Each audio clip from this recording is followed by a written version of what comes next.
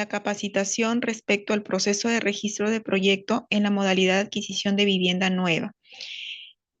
Exclusivamente la capacitación es respecto al registro de proyectos.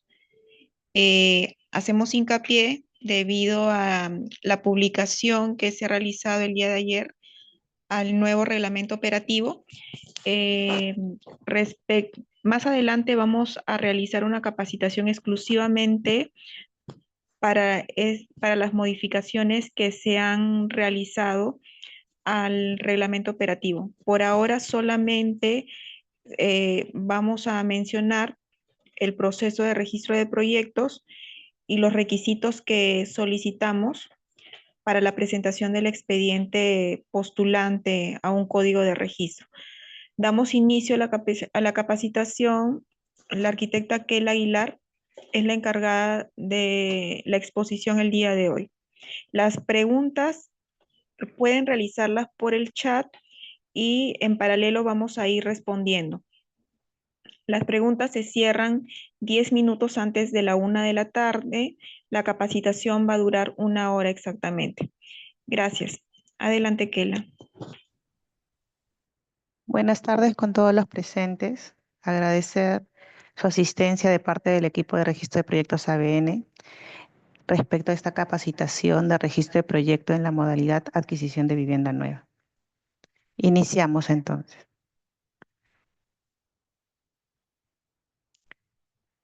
La modalidad adquisición de vivienda nueva actualmente brinda el bono familiar habitacional, cuyo monto es de 46.545 soles, ¿no? Hay dos tipos de viviendas, la unifamiliar, cuyo tope es 104.500, y la vivienda multifamiliar de 130.500. Cabe señalar que hay ciertos bonos excepcionales que, si bien no influyen en la parte técnica del registro de proyecto, es importante que se muestren los bonos adicionales que pueden obtener. Respecto a la normativa, como bien se ha señalado, ha salido el día de ayer, ¿no?, un nuevo reglamento operativo. Sin embargo, podemos mencionar que la modalidad de adquisición de vivienda nueva contempla dos tipos de proyectos, ¿no? Los agrupa. Tenemos el proyecto de habilitación urbana con construcción simultánea de viviendas unifamiliares y un proyecto de edificación que es de tipo multifamiliar o conjunto residencial o quinta, que entiendo es la mayoría de proyectos que presentan los promotores que se encuentran en la capacitación. Asimismo, hay modalidades para la obtención del registro de proyectos, ¿no? La que actualmente maneja el Fondo Mi Vivienda son los proyectos que cuentan con respaldo de una ESFS. Respecto a los requisitos, actualmente podemos iniciar señalando la carta de aprobación de la financiera, ¿no? Por lo general es la línea de financiamiento para la construcción, pero también contamos con línea de afianzamiento a favor del promotor, que son las que culminan en elaboración de adenda. Luego tenemos la ficha de información básica que se presenta como anexos en el reglamento.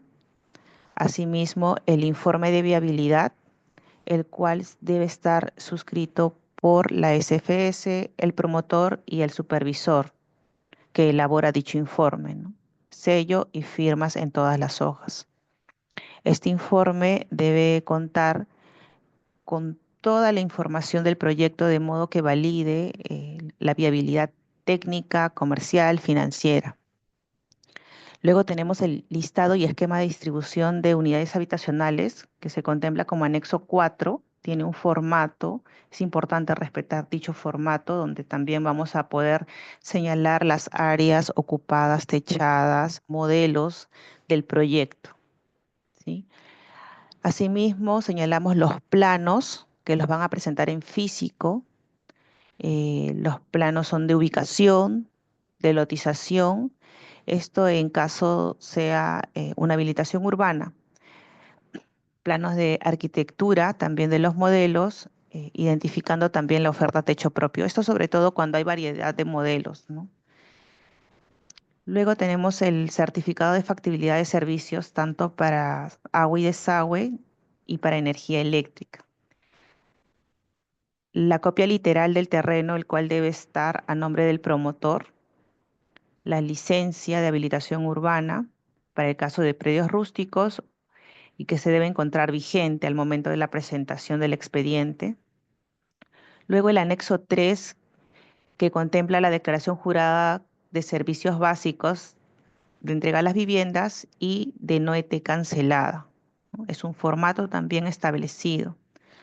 Finalmente, los formularios SPLAF, que se han actualizado al 19 de septiembre del 2024 y que son diferentes para persona natural o para persona jurídica. Según sea el caso, lo debe presentar el promotor. Desarrollaremos entonces los puntos. Para el proceso de registro de proyectos, los promotores se apersonan a las instalaciones del Fondo Mi Vivienda y solicitan el ingreso de su expediente. Entonces, va a ser el área de ABNs poder realizar un checklist de los requisitos del expediente. Esto con la finalidad de que no ingresen expedientes incompletos, que genere mayor demora en la otorgación del código. Mesa de partes va a comunicarnos al área de DPI y se va a bajar con el checklist. El mostrado a continuación es el checklist. Entiendo que varios de ustedes ya lo conocen. Entonces, el expediente del proyecto debe presentar todos estos requisitos, ¿no? Los que se ha mencionado en la lámina anterior. Aquí es importante señalar que es una revisión cuantitativa, ¿no? No quiere decir que aprobado el checklist ya va a tener el código. Lo importante aquí es verificar que en cantidad los documentos están completos. Cualitativamente ya se realiza la revisión en el interior del área.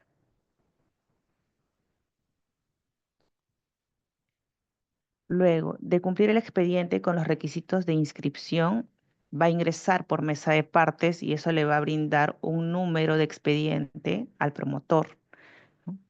Si el promotor no tuviese los requisitos completos, puede presentar el complemento con un plazo máximo de 48 horas para que este expediente, recién cuando se encuentre completo, pueda derivarse al área de registro de proyectos ABN.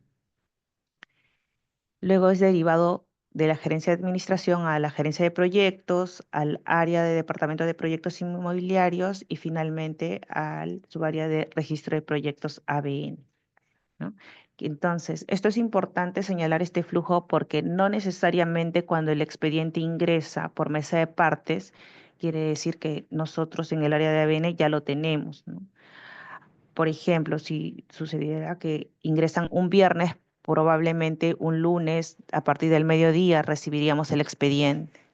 Entonces, sí se les agradecería que cuando los ingresen nos puedan enviar un correo con el cargo, ¿no? Para hacerle seguimiento a los expedientes.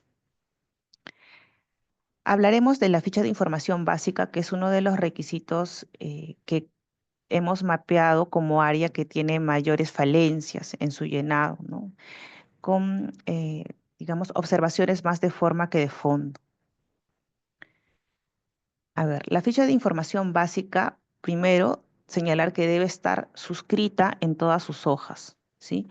Tanto por el representante legal del promotor y por el representante de la entidad que los está respaldando. Esta ficha es el anexo 1 que está contemplado en el reglamento operativo y tiene carácter de declaración jurada. Es importante que estén selladas y firmadas todas las hojas. Ha pasado que lo firman solamente en la última hoja, entonces por eso se les hace hincapié en esta mención. Luego, la ficha tiene dos segmentos. Empezaremos con la información de la S, ¿no? Aquí, por ejemplo, tiene todos estos ítems. Es importante que se coloque el nombre de razón social, tal como señala en la consulta RUC. El nombre comercial también lo podemos verificar allí, en la siguiente imagen. Muchas empresas no tienen nombre comercial, entonces en el llenado de la ficha solamente tienen que colocar no corresponde o un guión, pero indicar que no va. No es correcto si le coloco el nombre de la razón social en el nombre comercial, si es que no lo tuviese. Entonces, la guía para el llenado en esta área va a ser la ficha de consulta RUC. Ahí vamos a validar también la dirección del promotor. Tal como se encuentra allí, la trasladan a la ficha. Luego tenemos el apoderado funcionario, que va a ser la persona que está firmando la ficha, ¿no? Si tienen un funcionario de un banco, ese funcionario debe ser el que está firmando en todas las hojas. Luego, el área de información del promotor. También aquí tenemos los datos como nombre de razón social y nombre comercial. Estos también se pueden verificar en la consulta RUC, que está en internet, accesible para todos. Ahora, respecto a la ficha registral, donde se encuentra inscrito el estatuto de la empresa, la pueden encontrar aquí en el certificado de vigencia. Ahí menciona partida electrónica, ahí hay un número. Ese es el número que tienen que completar. Anexar el certificado de vigencia también. Solamente colocan en este cuadrito el número de la partida. La dirección, correo electrónico del promotor, si bien debe corresponder a lo señalado en la ficha RUC, es importante que verifiquen aquí también que corresponda a la información que han registrado en el documento de los SPLAF, de modo que no haya diferencias y no tenemos que estar observando nuevamente.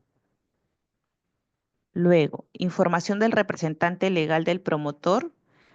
Aquí menciona asiento de la ficha registral. ¿Dónde encuentro esta información? En esta imagen. En el mismo certificado de vigencia de poder del representante legal hay un ítem de asiento. Ese número lo traslada en el llenado de la ficha, ¿correcto? Luego tenemos los nombres, los datos DNI, dirección, correo, teléfono. Estos también están completados en los SPLAF. Entonces, ustedes como promotores tienen que verificar que la trazabilidad de la información en todos los documentos. Ahora, en el sector donde menciona repetir información para los socios con más del 25%, es importante mencionar aquí que, por ejemplo, para varios casos que es EIRL, ¿no? Es el mismo accionista, el representante legal, tiene el 100%, solamente va a repetir los ítems. En lugar de poner nombre del representante legal, colocará nombre del socio, DNI del socio, dirección del socio, cada uno de esos ítems referentes al socio, y llenará los datos que correspondan. Solamente es para socios con más del 25%. Si tengo socios con 20%, no lo voy a colocar, lo omito. ¿Cómo puedo verificar esos porcentajes? Porque esos porcentajes también se declaran en el formulario SPLAF. ¿Sí? A ver, luego, continuamos con la información del proyecto. En la información del proyecto, es importante señalar aquí que el nombre del proyecto debe corresponder tanto en la ficha como en el informe de viabilidad, como en la carta, ¿no? A veces parece una diferencia mínima, sin embargo, se recomienda que tomen bastante precaución en el nombre, porque luego, si bien puede llegar al registro del código, va a tener inconvenientes en los futuros procesos, como asignaciones, desembolsos. Y es un reproceso porque hay que volver a pedir el expediente, hay que pedir un cambio a sistemas. Entonces, lo mejor es que desde un inicio contemplen su proyecto de manera uniforme en todos los documentos.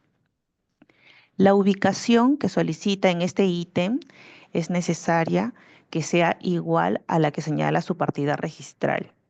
A veces la dirección va variando a través de asientos. Un término más, le colocan un sector más, cambia el nombre del asentamiento humano, X cosas. Entonces es importante que ustedes contemplen siempre la última dirección que registra su copia literal. En el ítem de adjuntar planos de ubicación en físico y digital, tienen que completar que se adjunta, porque es un requisito el plano de ubicación. Y el digital lo están adjuntando en el CD, que es requisito también. Respecto al tipo de desarrollo inmobiliario, es importante señalar que acá deben colocar tal como señala su licencia. Si su licencia dice quinta, le colocarán quinta. Si dice vivienda multifamiliar, ese será el nombre que le coloquen allí. Nosotros lo vamos a verificar y a contrastar con lo que indica en su licencia de edificación. Licencia de habilitación urbana o licencia de edificación. Aquí van a colocar siempre el número del documento, qué municipalidad lo está emitiendo y la fecha de emisión. Ahora, es verdad que a veces ustedes inician su procedimiento administrativo mucho antes, ¿no? Entonces, de repente ya se venció la licencia y tienen que tramitar una nueva. En este recuadro deben colocar el histórico, ¿no? De manera que nosotros podamos apreciar la trazabilidad de las licencias y que también deben figurar como anexos al expediente. El número de pisos también lo vamos a verificar como información de la licencia.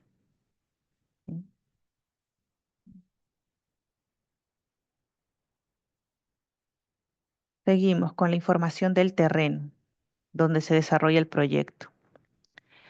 Aquí vamos a completar en predio con el número de la partida registral que presentan ustedes como requisito. El área también la vamos a verificar de la partida registral. Se adjunta planos, colocar se adjunta. Ahora, respecto a las factibilidades de agua, desagüe y energía. En agua y desagüe vamos a repetir, ¿no? Vamos a llenar lo mismo. ¿Qué es importante señalar aquí? Que las factibilidades deben tener fecha de emisión previa a las licencias, ¿no? Que creo que ha sido una de las principales observaciones o con mayor recurrencia en las revisiones, ¿no? Porque entendemos que estas factibilidades son un requisito, según normativa, para la emisión de la licencia. En ese sentido, los invito a verificar esto antes de ingresar el expediente. ¿Qué pasa si tramité mi factibilidad antes, pero ya venció? Igual, actualizo mi factibilidad y coloco en el recuadro las dos factibilidades, la vencida y la vigente, para demostrar que evidentemente mi factibilidad inició un trámite anterior a la licencia. Igual lo haré con la factibilidad de energía, ¿no? Tiene que haber trazabilidad y demostrar que la factibilidad se solicitó antes. Ahora, como referencia es importante señalar que las factibilidades deben hacer referencia al número de viviendas, porque no es lo mismo abastecer a 5 viviendas que a 25, que a 30, ¿no? Que puedan presentar sus proyectos, ¿no? Así también debe contemplar la dirección o la ubicación, ¿no? Del predio al que vamos a solicitar el código. Luego tenemos el ítem de áreas verdes. Aquí vamos a colocar el metraje correspondiente a jardines. Podemos dividirlo en jardines de uso común, ¿no? Y exclusivo, pero deben estar señaladas todas las áreas verdes. Las pistas, bueno, en el caso más que nada es esto de habilitaciones urbanas, ¿no? Que contempla pistas como parte del proyecto. Las veredas deben indicar el material tal como lo señala sus planos y su informe de viabilidad.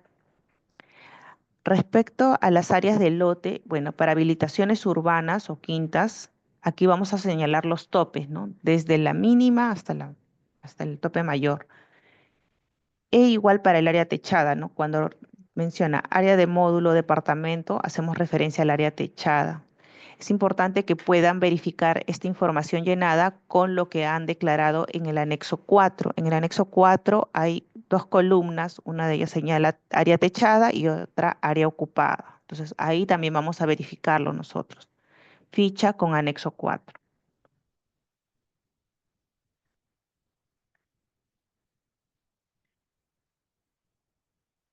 La información de la oferta techo propio ABN.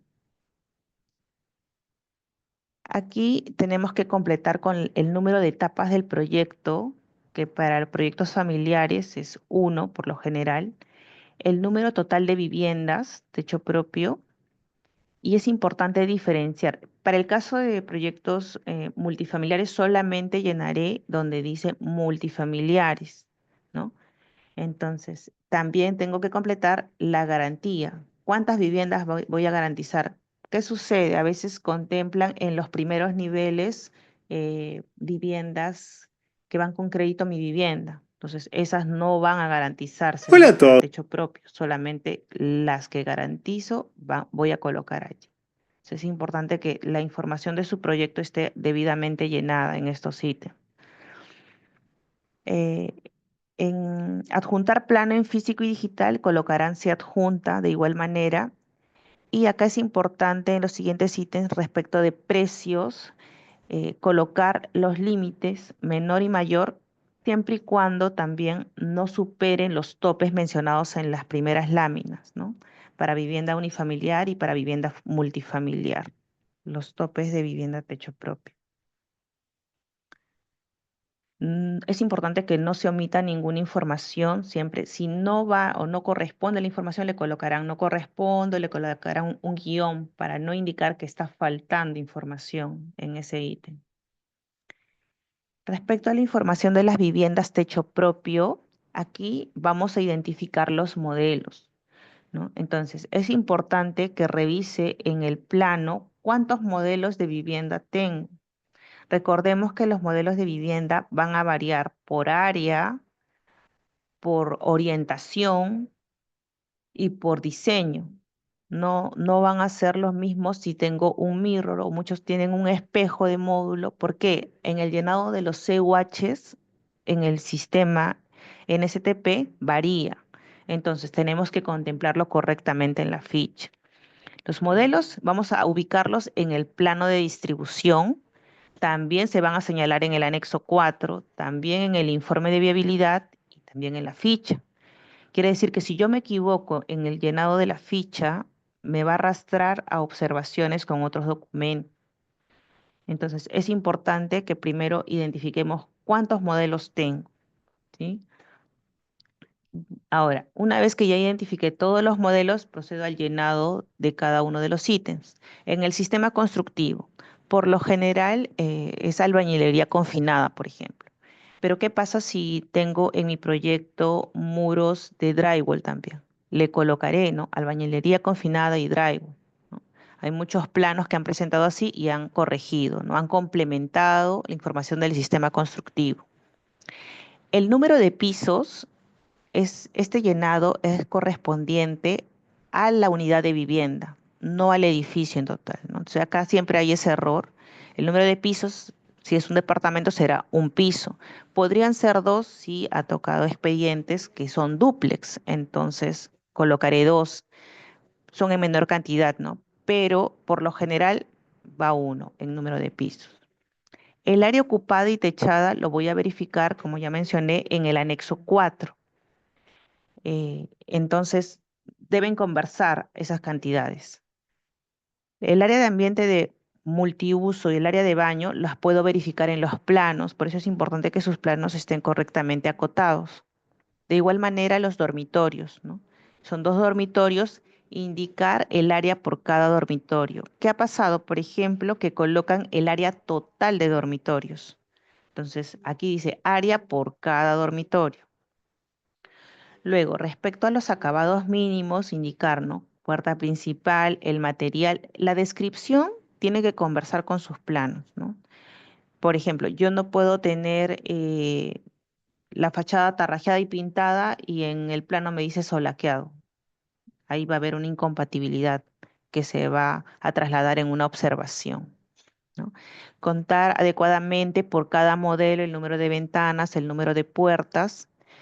En los ítems de lavadero de ropa y lavadero de cocina, es importante señalar que además de indicar el material, en este recuadro debemos de señalar el revestimiento impermeabilizante en la zona húmeda para los dos, tanto lavadero de ropa como lavadero de cocina. De repente uso cerámico, una hilera es suficiente, zona húmeda con una hilera de cerámico.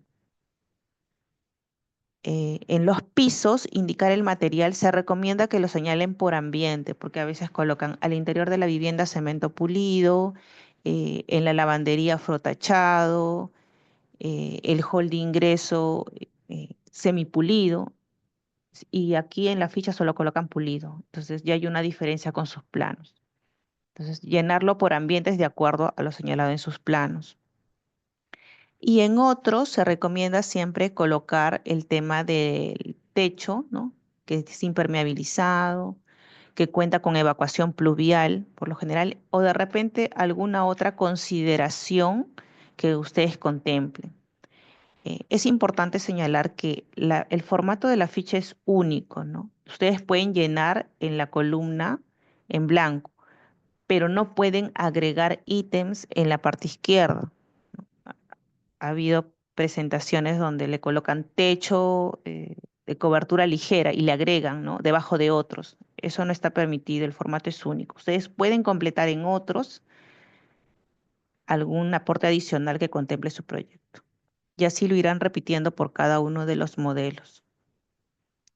Si cambio el planteamiento o el diseño de todo mi edificio, tendré que adecuar a los nuevos modelos en el llenado de esta ficha.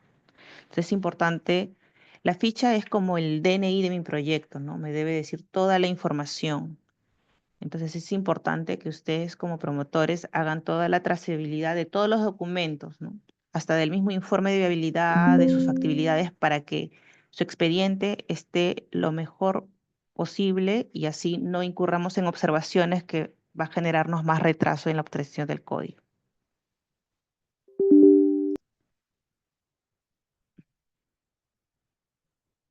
Lo de área ocupada y área techada, como ya les he mencionado, verificarlo siempre en los anexos, incluso en los planos. Algunos planos indican cuadros de áreas y esa distribución también ahí verificarlo.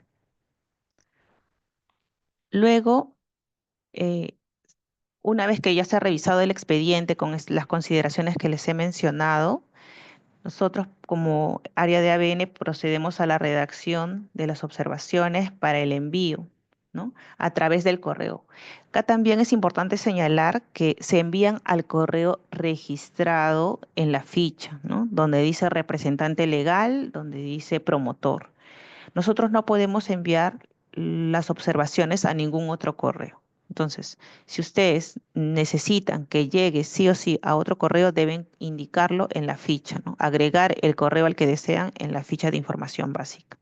Este es el formato de envío de correo, ¿no? Es un cuadro donde indicamos por cada ítem qué observación tiene.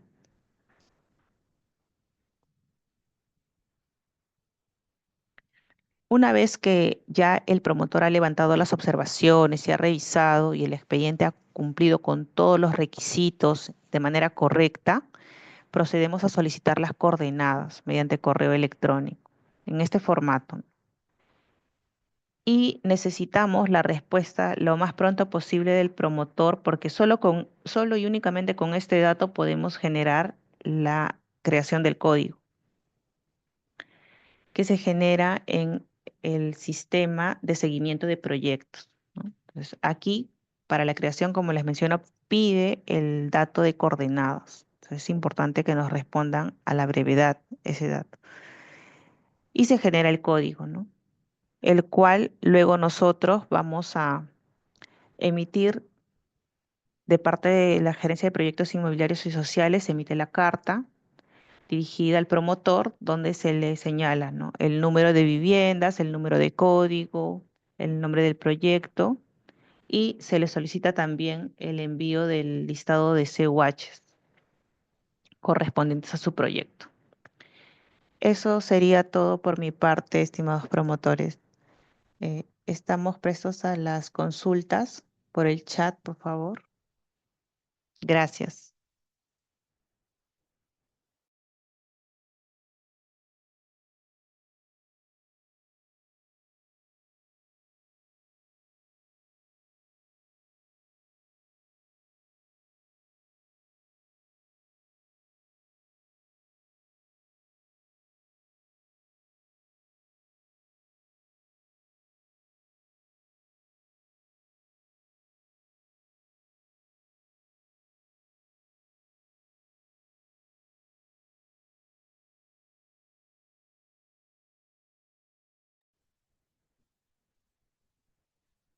Buenos días, ¿me escuchan?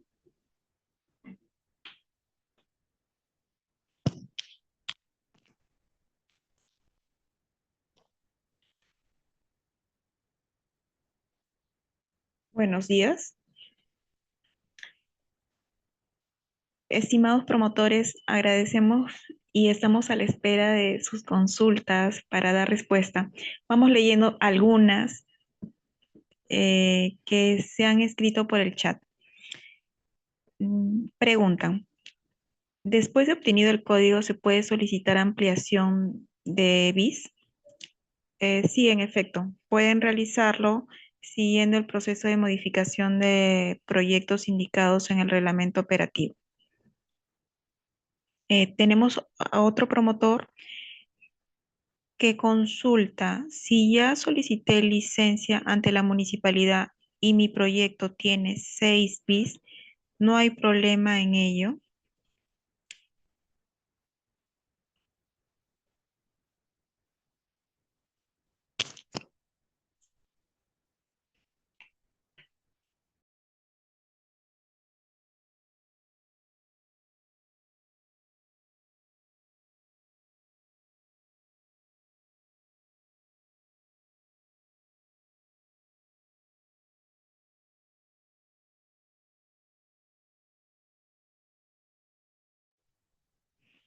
Como de acuerdo a lo que hemos comentado inicialmente, todo lo que esté relacionado al nuevo reglamento operativo se va a proceder a programar una capacitación exclusivamente para este reglamento que ha sido publicado recientemente el día de ayer.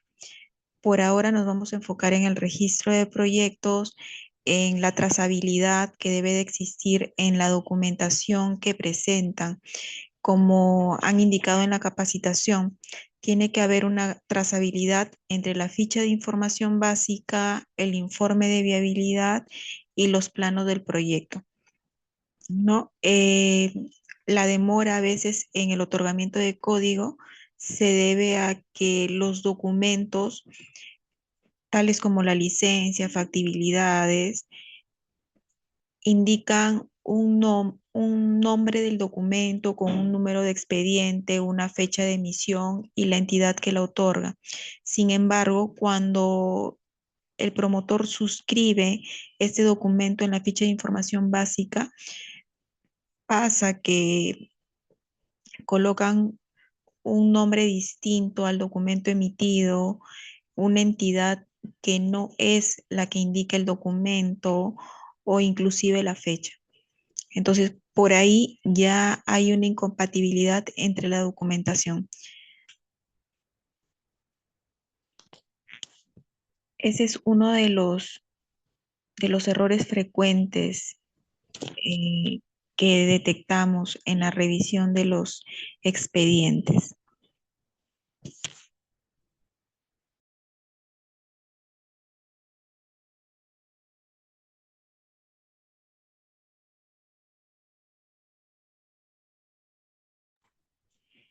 Otro de los promotores consulta respecto al procedimiento para poder registrarse como centro autorizado para poder ser elegibles a los grupos familiares.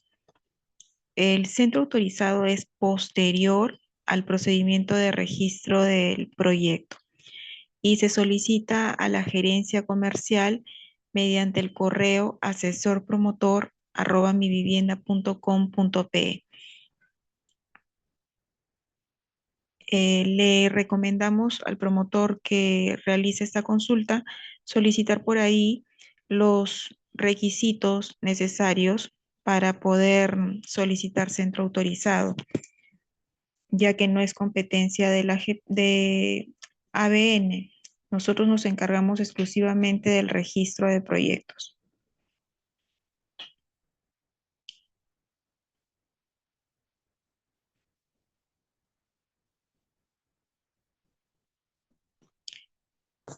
Otro de los promotores nos consulta si el encargado de otorgar el certificado de factibilidad de servicio de agua solo les basta el certificado emitido por la JAS o también necesitan algo adicional.